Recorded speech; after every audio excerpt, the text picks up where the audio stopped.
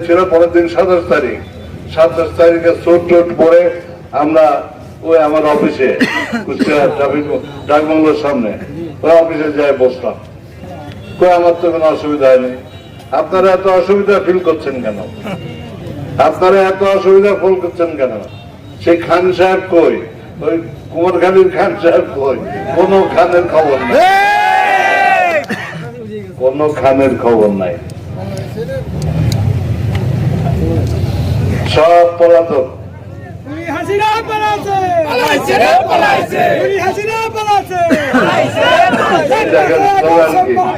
খুনি হাসিনা পালাইছে, পালাইছে রে পালাইছে। নিয়ে গেছে কিনা মোদি, মোদি সাইকেলে চড়াচ্ছে, ঘোড়ায় চড়াচ্ছে, টেম্পোয় চড়াচ্ছে, তারপর আপনার পুকুরে সাঁতার কাটছে। কি আরামের হাত রাখছে, লজ্জা শরম কিছু নাই। কই আমাদের ম্যাডাম কারোর সাথে সাইকেলে চলাচ্ছে?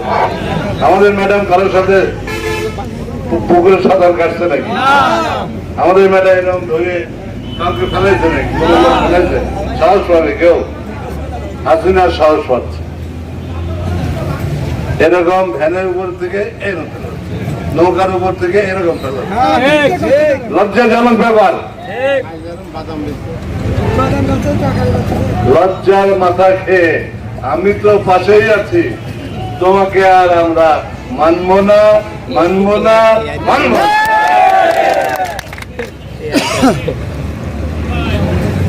আমরা এটা বলতে চাই, কারণ মোদীর কোলে চড়ে বাংলাদেশ শাসন করা যাবে, যাবে বলেন? হাত তুলে যাও।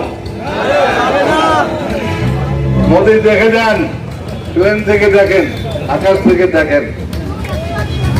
মোদী বাবু দেখে যান, তার এজেন্ট যারা দেশে আছেন তারা দেখে যান।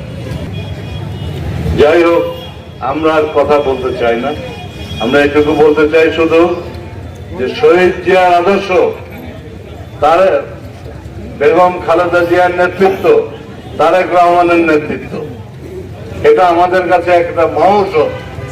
মহৌষধ। আজকে দেখেন বিনা পয়সায় হাজার হাজার লোক এখানে আসছে শহীদ জিয়ার আদর্শ পালন করতে, বেগম জিয়ার নেতৃত্ব পালন করতে, তারেক রহমানের নেতৃত্ব পালন করতে। এরা সব আসছে এখানে। তাদের নেতৃত্বে আমরা দলকে সুসংগঠিত করে সামনের দিকে এগিয়ে যেতে চাই। কি আপনারা একমত? ইনশাআল্লাহ, ইনশাআল্লাহ, ইনশাআল্লাহ আপনারা একমত।